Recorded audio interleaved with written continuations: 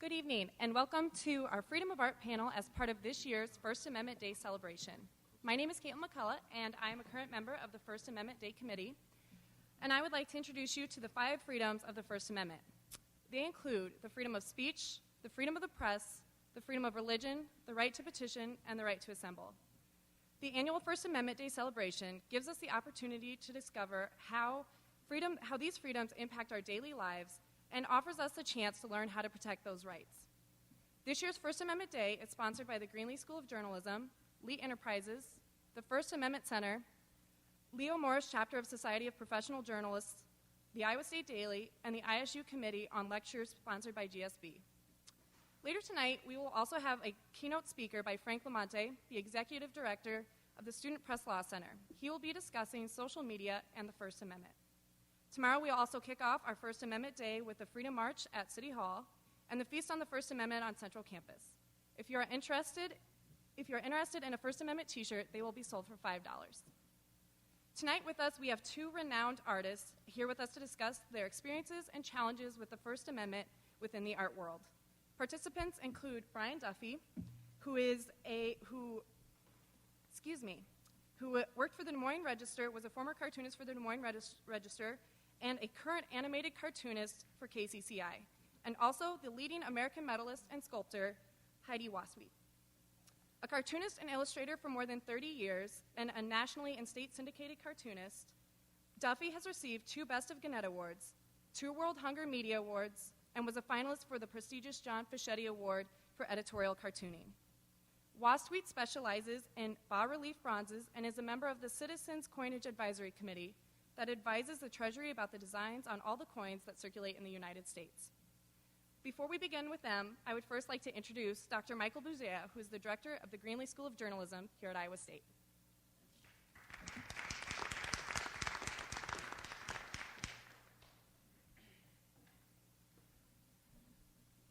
Thank you all for coming. I'm going to speak a little bit about art and freedom of expression, and we'll turn it over to our panel. You know, whether it be a mural or a medal, or a cartoon or a caricature, art is the most powerful of human expressions. So powerful, in fact, that it creates controversy and sometimes even lawsuits that challenge the First Amendment. I know this personally as well as professionally. In 1990, I won a National Endowment for the Arts Fellowship for a collection of stories about a Catholic nun who protests against the British during an uprising on a Mediterranean island. My NEA fellowship still ranks as one of the high points of my life, but I won it during a very controversial time. You see, that year, the NEA also sponsored an exhibit by photographer Robert Mapplethorpe, whose work ranged from the classical to the extreme, including explicit sexual photos. More than 100 U.S. congressmen objected to his photos on the grounds that they were obscene. The exhibition was canceled after then-Senator Jesse Helms of North Carolina called for the demise of the National Endowment for the Arts. It gets worse. When Mapplethorpe's photos were to be shown at a Cincinnati Arts Center, the director there was charged with obscenity. As a journalist and artist caught up in the controversy, I didn't realize then just how close the medium of art came in 1990 to being censored. In 2011, Time magazine ran a list of the most persecuted artists of all time. The list included such masters as Baroque painter Caravaggio, number 5 on the list. For the record, an Italian filmmaker, Pier Paolo Pasolini, was listed as the most persecuted of artists. Photographer Robert Mapplethorpe was number 2. I'm happy to report that the NEA continues to be funded and freedom of expression upheld by the judicial system. We saw that recently in a case that pitted freedom of expression against the Establishment Clause of the First Amendment. That's the clause that states no government entity can favor one religion over another. In O'Connor versus Washburn University, a sculpture contest was held. One of the works was titled Holier Than Thou, and depicted what looked like a bishop with a grotesque facial expression. The courts upheld freedom of expression by the artist, stating it was clear that the university didn't endorse the anti-religious message. Sometimes art contains a political as well as a social message. In 1998, a student at the School of Art Institute in Chicago submitted a painting in another competition. It was titled Mirth and Girth and depicted Chicago Mayor Harold Washington wearing women's lingerie. Well, that didn't go over well with 3 aldermen. They heard about the painting and attempted to remove it from campus. One actually put his foot through it, claiming that they could do this because of official immunity. In other words, they were just doing their jobs as aldermen. The courts disagreed, stating that the visual arts is a well-recognized medium for political commentary. The city of Chicago settled with the student. Tonight, we will hear from 2 renowned artists whose work contains both social and political messages. Their symbols can be controversial, testing the limits of the First Amendment, which we are celebrating this week. It may surprise you that I, as a journalism director, believe that there is something more sacrosanct than the 5 freedoms of press, speech, religion, petition, and assembly. That is freedom of conscience, a concept that transcends media law and affirms our humanity through the universal precepts of art. Thank you.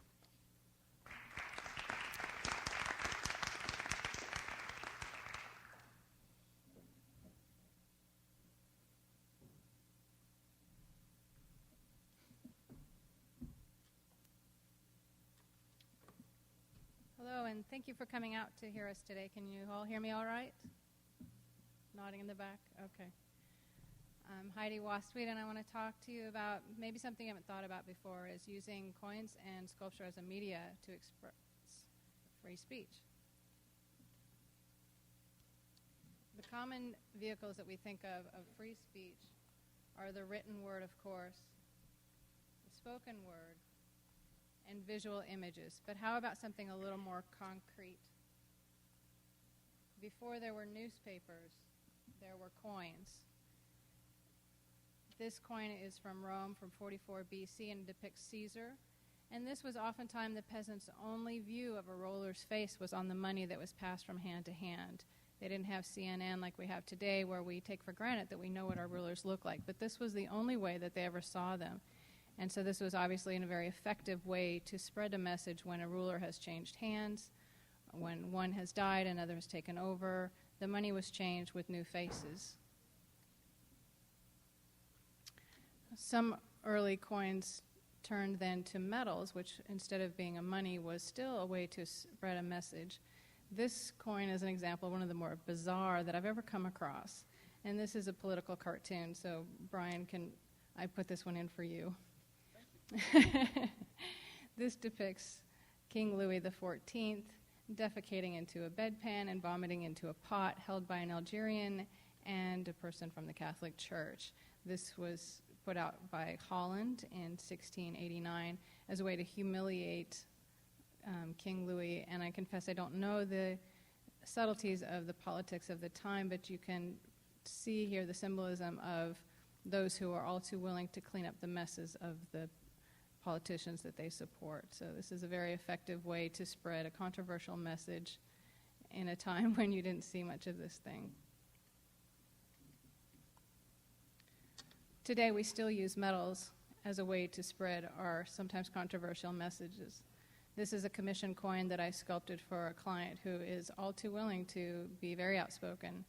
This metal is meant to criticize our government in their willingness to spend money we don't have to build wars and to promote debt within our society. It's commonplace for all of us to have massive debt and are encouraged to do so. So this was his way of expressing that. And these are sold as a bullion investment piece with the idea that this is a safer place to put your money than banks. So a very controversial idea, but a very effective way to spread that message.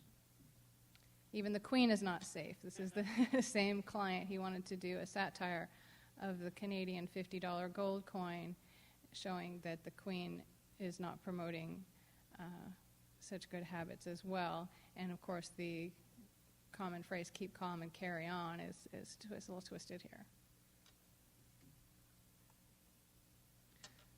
Another way to spread these kinds of messages is about our Second Amendment to carry guns. So this one is very afraid that the government is going to come and take our automatic machine guns and and high caliber rifles, so it wants to say, come and take them.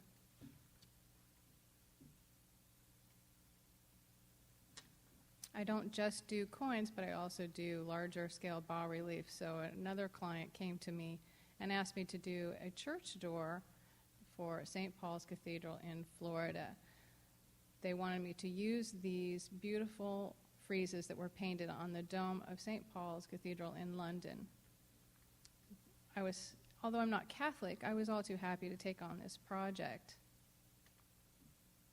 Here's a picture of the completed doors. These are 12-foot high doors with 8 bronze panels inset into mahogany. Little did I know when I started this project, I was going to uncover a secret expression of an artist from many centuries ago. One panel in particular, depicted here in an engraving, shows St. Paul preaching to artists, philosophers, and architects about the evils of their ways. He said that their medium was a false worship. As you can imagine, artists and philosophers weren't too happy about this message. I took the image and I converted it to the shape of the panels for the church door. And here's the finished bronze. But of these characters, there's one face that stands out, one face that's not like the others. This one, and it's breaking the fourth barrier. It's looking directly at me. And the expression looks like, can you believe this guy?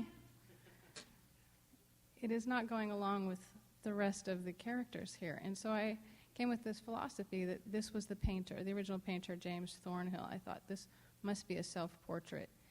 And I imagined that he was forced to paint these for economic or social reasons, even though he didn't fully believe in the story. A little research shows me a known self-portrait of James Thornhill. It's the same face. So my theory is justified. I love Google. So here is this artist many centuries ago sending out a little message of free speech that washed up like a message in a bottle in my studio. I've been making coins and medals and commission artwork for 26 years, glamorizing politicians that I didn't necessarily support, glorifying religions I didn't subscribe to, defending causes I didn't necessarily believe in. I use my skills to support the freedom of speech of others. But what does that do for my free speech?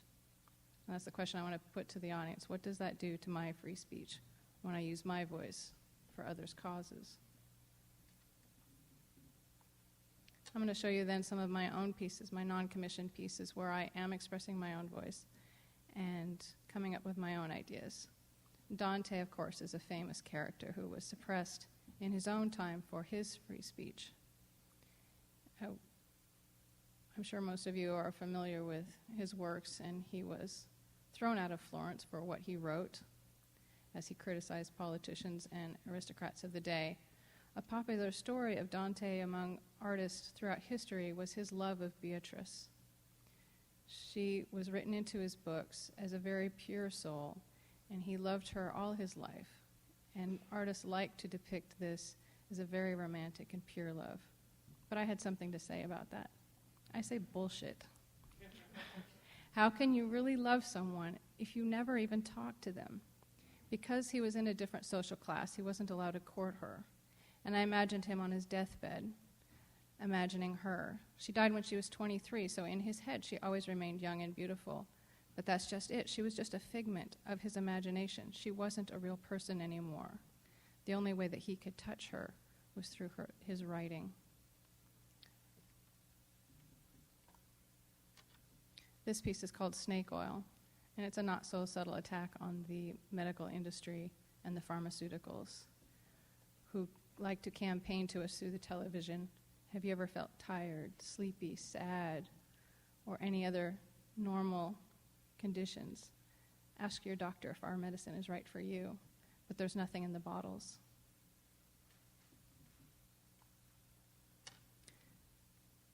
Media tends to favor showing gay lifestyle is very flamboyant, flaming queens demanding the right to be married, but I wanted to portray a different kind of gay relationship, something more subtle, a monogamous relationship, more akin to the heterosexual marriage. The peacock represented as a dignified character with the tail down instead of up in a flamboyant fashion. Below their feet are the protester signs. They are meaningless. They are lower than dirt. The couple doesn't care. Pandora to me is the ultimate champion of free speech. My Pandora doesn't care. My Pandora knows it was a setup. She was told not to open the box, but it wasn't a box. It wasn't a jar. It was her soul. She was told to keep her mouth closed, but she didn't. She spoke her mind, and that's what caused all the trouble and the chaos in her world. But she doesn't care. She holds hope inside her that what she's done is right. It is right for her to open her mind and speak. This is Michael's favorite. This is abbreviated Liberty. So first, full circle now back to using metals to express. And I love metals because you can use both sides to tell the story. On the obverse, we have the typical Liberty head, except she's deformed. She cannot speak. On the reverse, instead of the eagle holding the banner in his beak, the banner wraps around his beak, keeping him from making any sound. Today, we are protected in our free speech from being persecuted by governments or churches. But the attack on our free speech is disguised. It's not coming from the church or the government. It's coming from dollars. We can say whatever we like, but who's buying? We have to make a living. Most of us have to make a living, and that takes time. We have families, and that takes time. So what are we left with? What resources to really speak out? My final message for you from me tonight is, if you have wings, what good are they if you don't fly? Use whatever medium you have to exercise these rights that have been given to you. Don't take them for granted. Use them however you can. Thank you.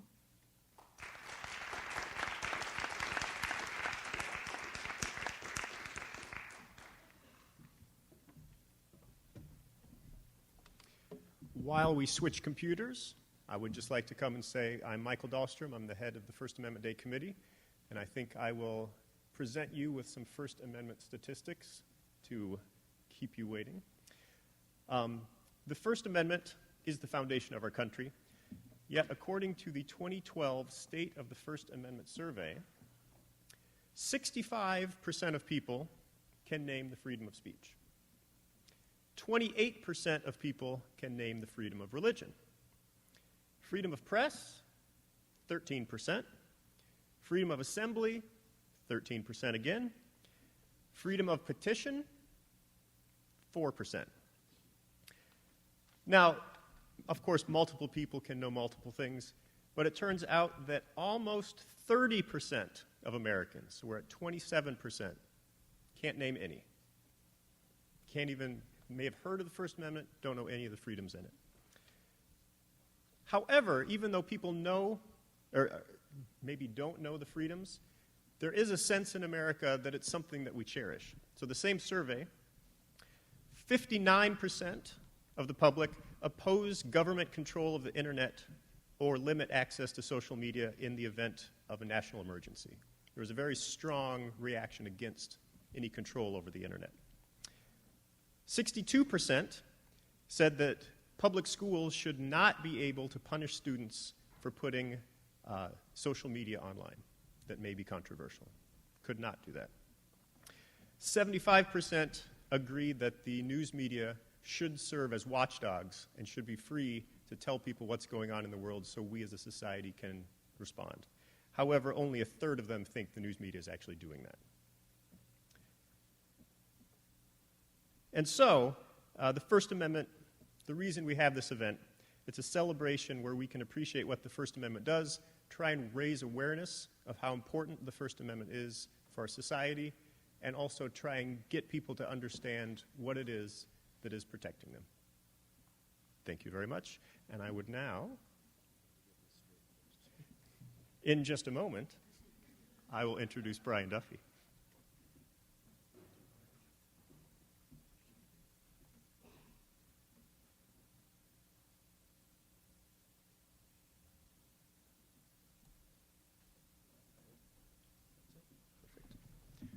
All right, one more time. This is Brian Duffy.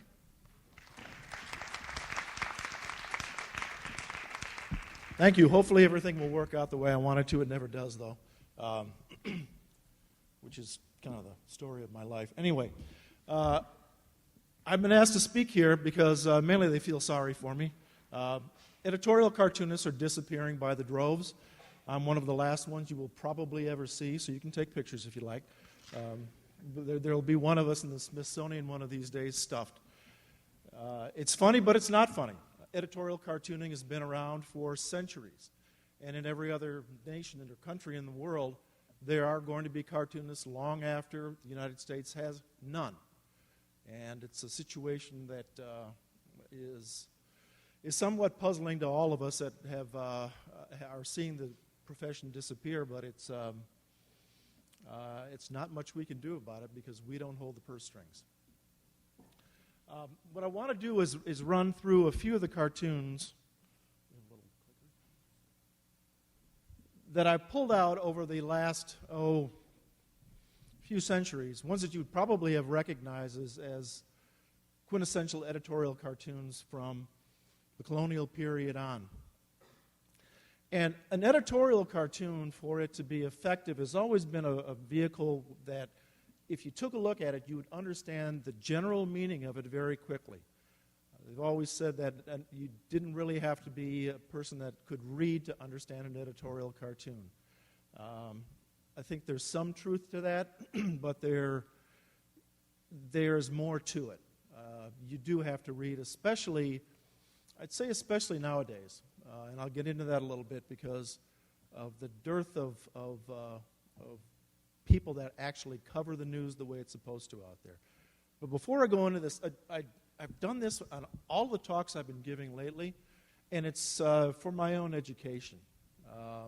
So first off, who all reads the news here in a newspaper?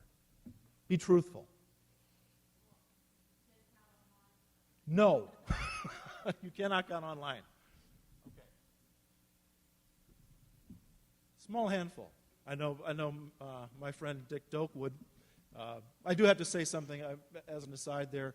I've known Dick for a long, long time. If you know Dick Doak, you will not find a more intelligent person out there, or somebody that knows more, especially about Iowa. How many of you read now online news? Social media. Where do you get your news? Do you get your news from social media? How many of you get no news whatsoever? You can raise your hand. It's okay. I gave a talk up at Lennox Industry, and I was stunned when I found 4 young engineers that raised their hands that said that they do not get their news from friends, social media, television, newspapers, or any other source. And it just stunned me. It's just mind-boggling. But that's another subject. Anyway, this cartoon was done by, or they say that it was done by, Benjamin Franklin. And this, in essence, Join or Die, was the colonies, if they didn't join, if they decided to stay separate, decided not to become part of their own country, would be separate and die. Real strong image, probably one of those that has been copied for time after time after time. In fact, I think I copied this cartoon, a similar one to it, I think last year during the Iowa caucuses. And what I'd done was I'd had the elephant Republican Party, and its nose was separated into 3 parts. And it was moderates, and it was Tea Party, and it was evangelicals. Same type of line, join or die. This next one, It's a dramatization of what happened at Lexington. Anybody have any idea on who drew that? Etched it, I should say. It's on the bottom of some pans. A hint, that's a hint. Anybody ever hear of Paul Revere? I said pans, not ride through the streets because of Boston, because he etched this, and he etched other cartoons too. But what he did was, he did what cartoonists have done for years, exaggerate. And we're allowed to exaggerate. An editorial cartoon is an exaggeration. And by definition, it's a negative exaggeration. We take a caricature of somebody, we'll take somebody's face and we'll stretch it out. We do the same thing for the most part, with what we're drawing on. We want to be able to get that attention to that subject. This one is shortly after the Boston Tea Party. This one is on the Intolerable Acts, where the cartoonist in this one is pouring tea down Liberty's throat while being prepared to be raped. Now, no cartoonist in the United States would ever get away with drawing a cartoon like this nowadays. Let's just say that. And the coin that you'd seen before, James Gilray, he was an English cartoonist, had drawn cartoons very similar to that, and he was able to get away with those type of things. Nowadays, there's just no way. I'll go into that in a little bit. This one's another interesting one on Abe Lincoln. But if you take a look at it, the caricature on it, what this cartoon talks about is emancipation. And if you take a look at his hair, what stands out in Lincoln's hair that the caricatures put in there, the cartoonist put in there? You notice his hair is up like horns? Those are subtleties that a cartoonist will put into an image. And they know that it'll catch certain people's eyes, and some people won't see it, but a majority of the people will. Those are little subtle things that you see in images. This one was a famous one. This is obviously, everybody knows who Thomas Nast is, right? He had drawn cartoons on Tammany Hall. And the individual in this picture is known as Boss Tweed.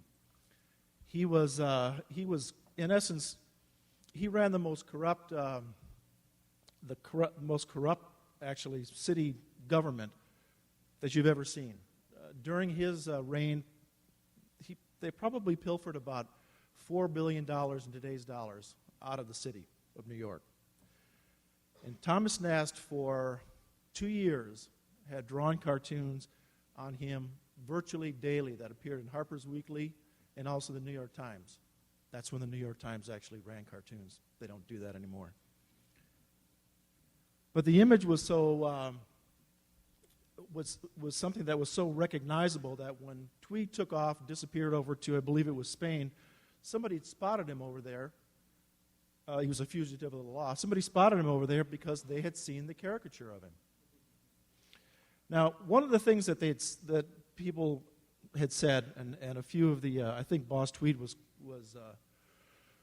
was known to have said something along the lines of, my constituents can't read, but they can sure notice the pictures.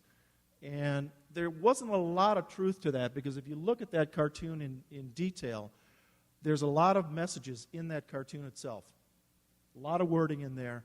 And if you really studied his work, you'd be able to see a lot of information in there that you probably wouldn't have been picking up if you didn't know how to read. Or if you just looked at the image, you'd say, okay, the entire Tammany machine has completely collapsed. But there was a lot more in it.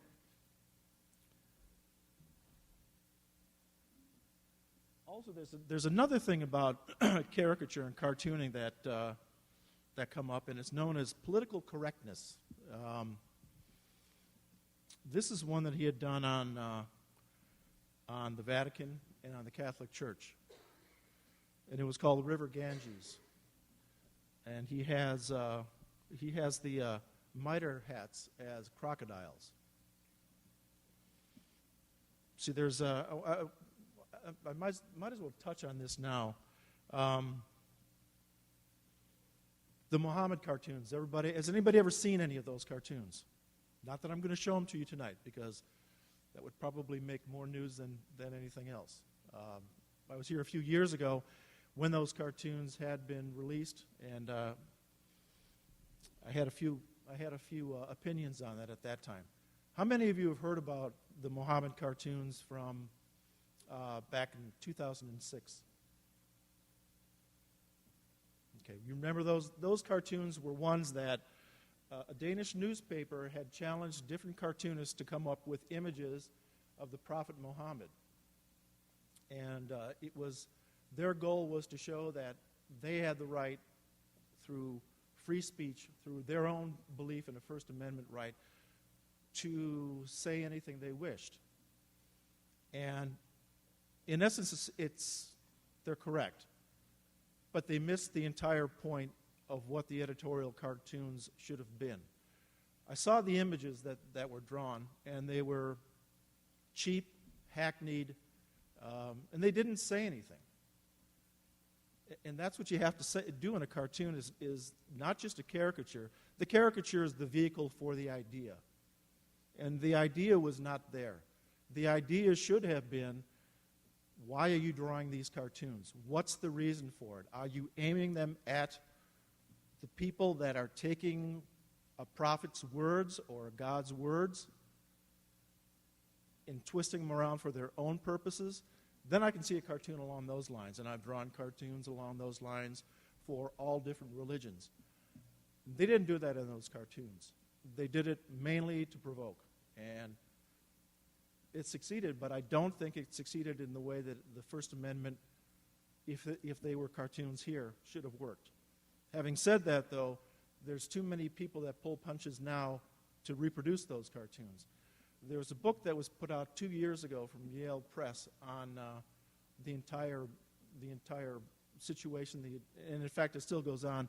One cartoonist is still in hiding. He has protection, but there was a book that was written about him, but they wouldn't include the cartoons, and that's kind of, in my opinion, not the right way to go. If you're going to be putting something out there, you've got to put the entire message out there. Political correctness. You know, we think that that nowadays you can't draw people a certain way, and it's something new. It's not. We, cartoonists and caricaturists, have been doing this type of thing forever.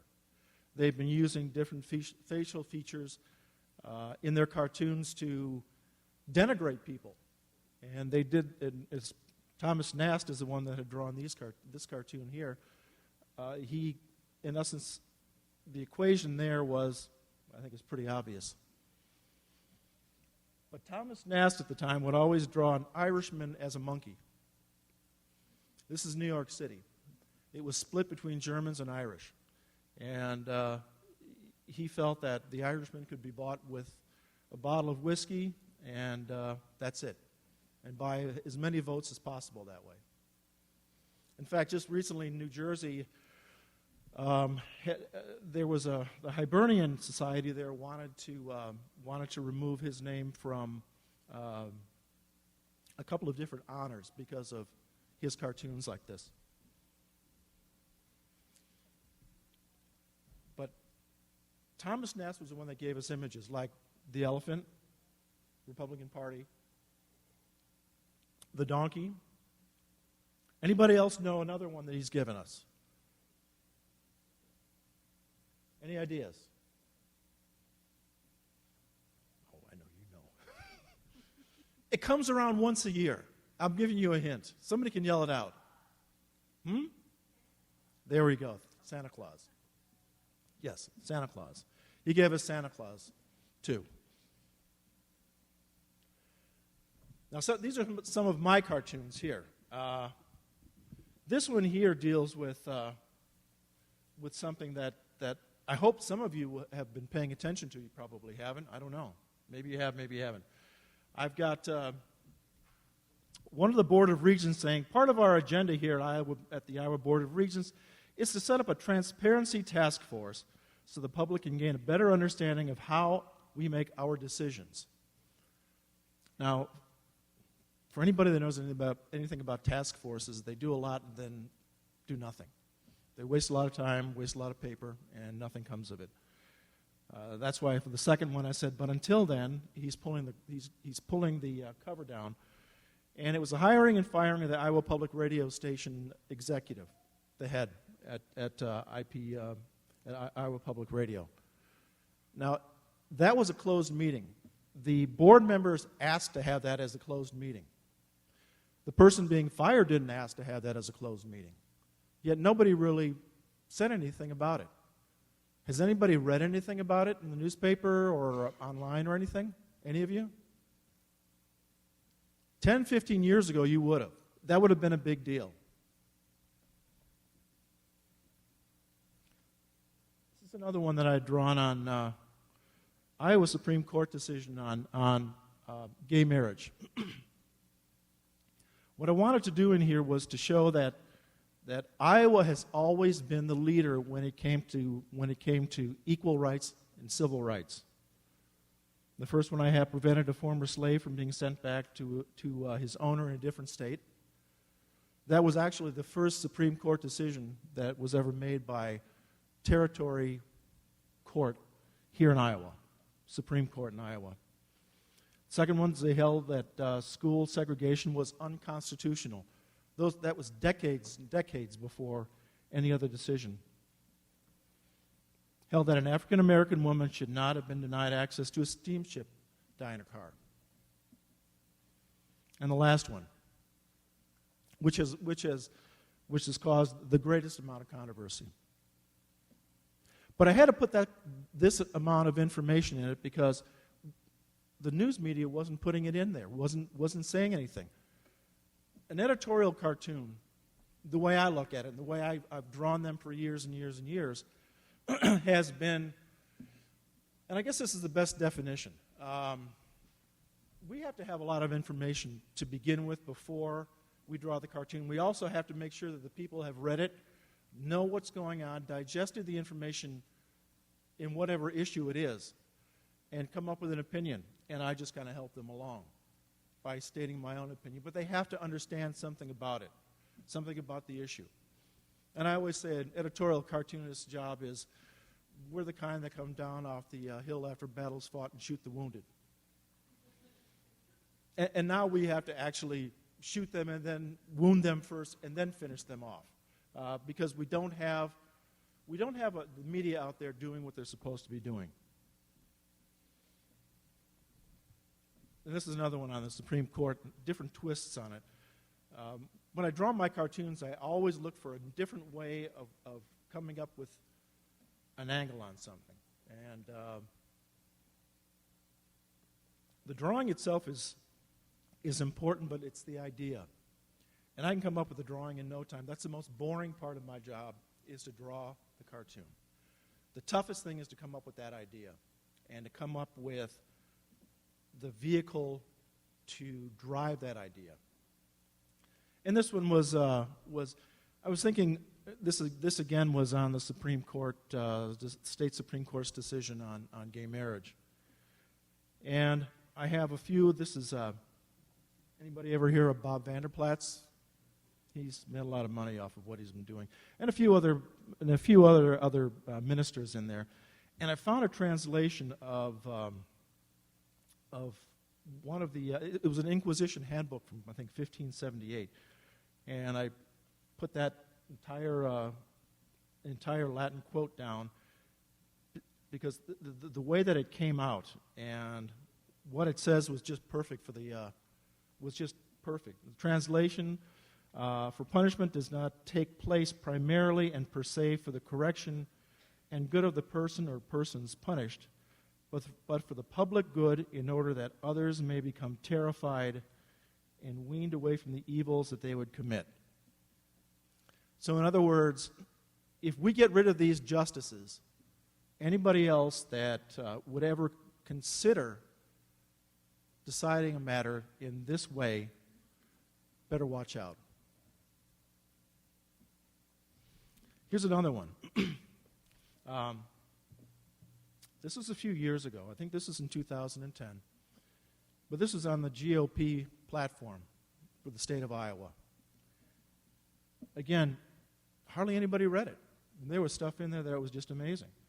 And so I was able to take what was in there and attach it to our different candidates in the state. We have Chuck Grassley, and one of the planks there is abolishing agricultural subsidies. Could you see Charles Grassley, Senator of Iowa for the last 500 years, saying, yes, I'll abolish agricultural subsidies? Wouldn't get reelected for another 500 years. No public official should serve more than 12 years in office. That's Terry Branstad. Dick, how many is it now? Too many. Actually, if he wins, I believe it's one more term, he will be the longest serving governor in the nation's history.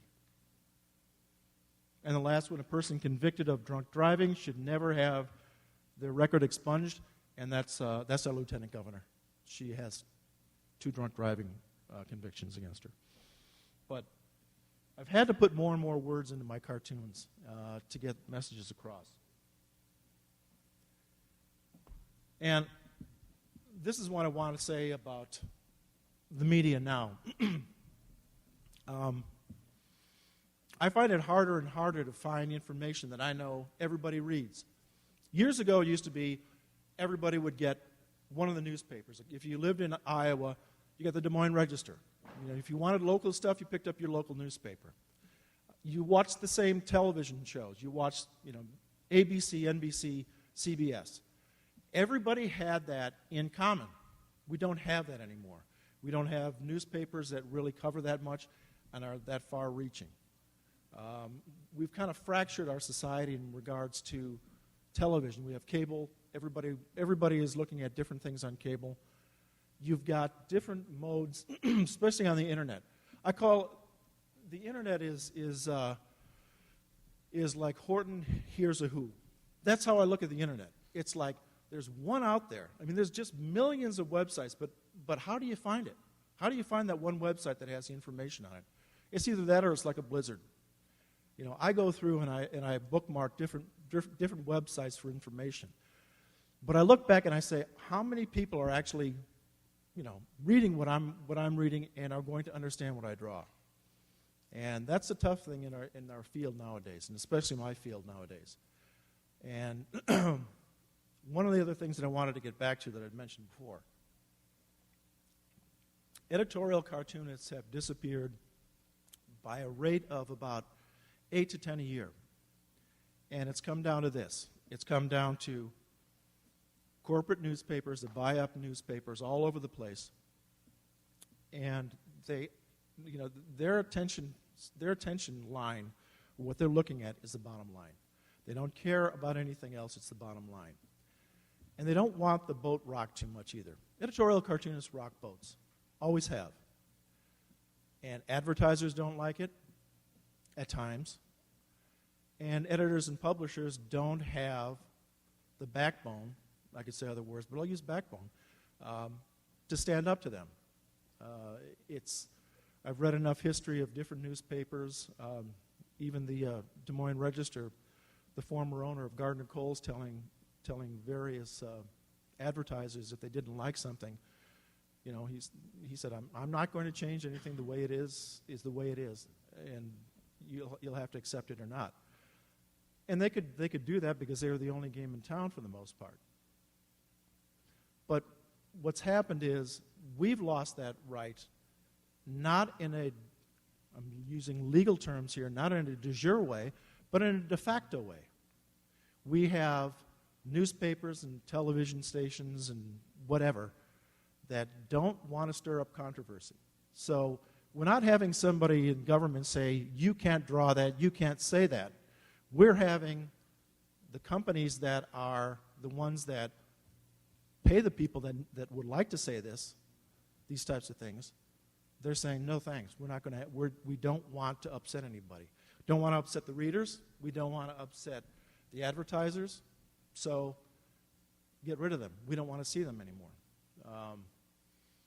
One of the classic examples Anybody read Donald Call's piece a couple of months ago on gun rights after what happened in Connecticut? Des Moines Register ran the column, got lambasted by readers, and the editor apologized for it. You should never apologize for that. Number one, it's not your business to apologize for it. Number two, it's something that should be out there. If you've decided to publish it, stand by your principles to begin with, and stand by the person that wrote it. If you don't feel that way, don't run it. But the scary thing is that there are going to be too many people that aren't going to care if they read something anymore. And the people that are attempting to say something will have no platform to do it. That's very important to have. And that's the thing that worries me the most. I've got my own platform, and I continue to build on that. But it's a tough road in the future for the First Amendment, and not so much by judicial fiat, but by just what's happening naturally. And with that, and my losing voice here, I'm done. Thanks.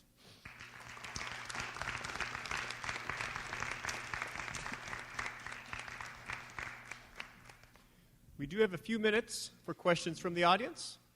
If you have any questions for our panelists, please use the microphone there in the center.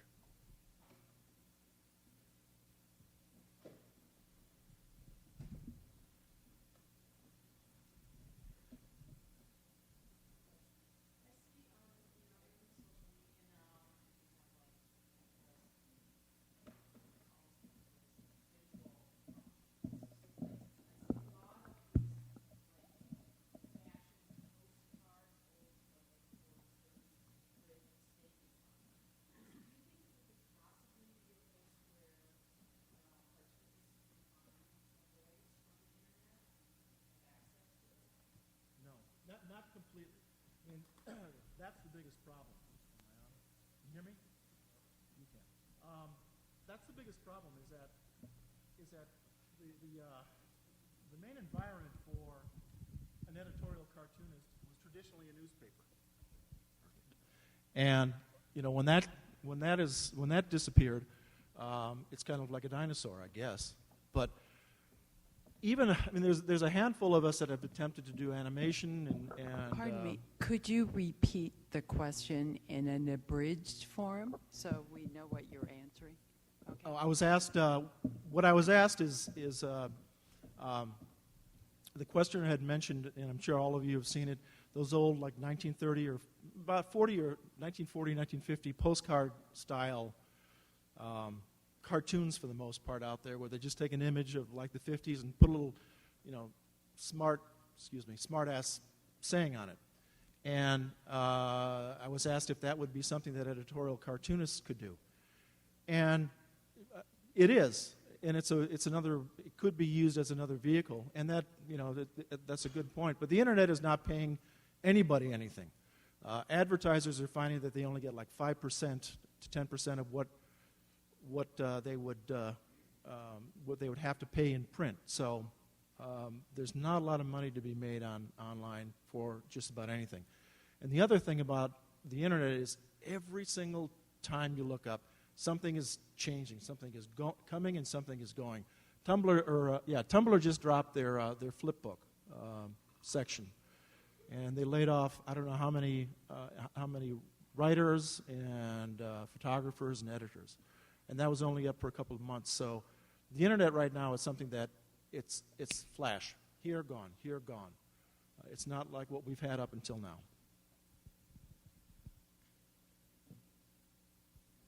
Don't sit there. We had to stand up. You have to too. I do have one question I'd like to ask, and this is to both panelists. It seems like within the context of the First Amendment, freedom of speech, etc., people seem to be more willing to censor art than they are to censoring newspapers, speech, etc. I wonder if you could discuss why you think art usually gets more attention. You're going to hand that right over to me, huh? Well, censorship is a whole topic in itself. I don't do a lot of nudity in my work, but I have a little, and I'm surprised at how many people will blush just looking at it. And one of the studio buildings that I worked in had a nude painting on the wall, and one of the other tenants there, when they had some clients coming, turned the painting backwards to the wall, and I couldn't believe that they were so sensitive, and she said, well, there will be children coming through. But yeah, it is so easy to attack artwork because it's so visual. And you say that on television we're not as censored as much, but then you have ratings, and artwork doesn't have ratings. You don't have PG-13 paintings or an R-rated section at the art museum. So I think that's maybe why people want to shut it down altogether, and who's going to agree to ratings of paintings. I don't see that happening anytime soon.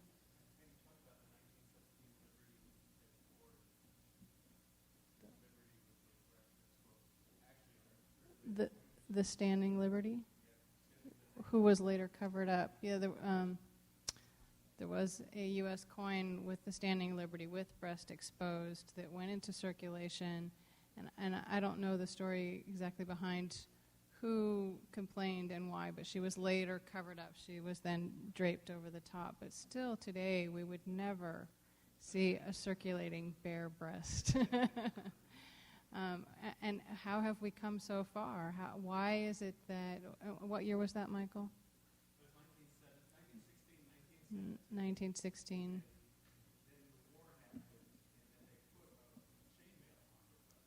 Right, chainmail on her breast. So from 1916, we're okay with bare breasts. 2013, not a chance. How did this happen? I do not have the answer for that.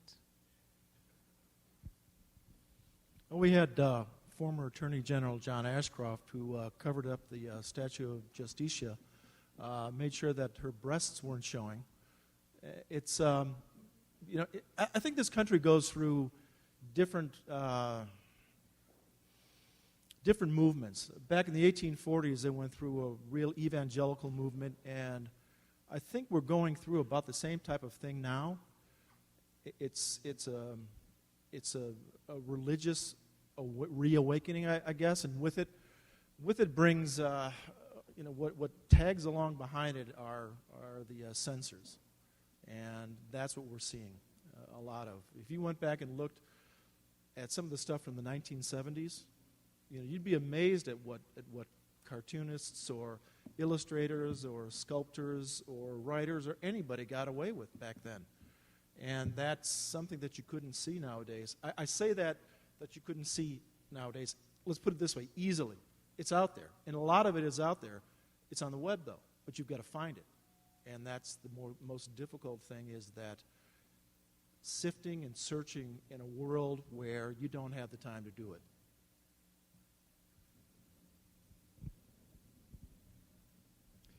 All right, we're almost out of time. Is there any other question? In which case, on your way out, help yourself to refreshments in the back. We have some of Heidi's work on the table over there. If you're here for a class, there is sign-in sheets over there. But most importantly, let's give our panelists a round of applause. Thank you very much.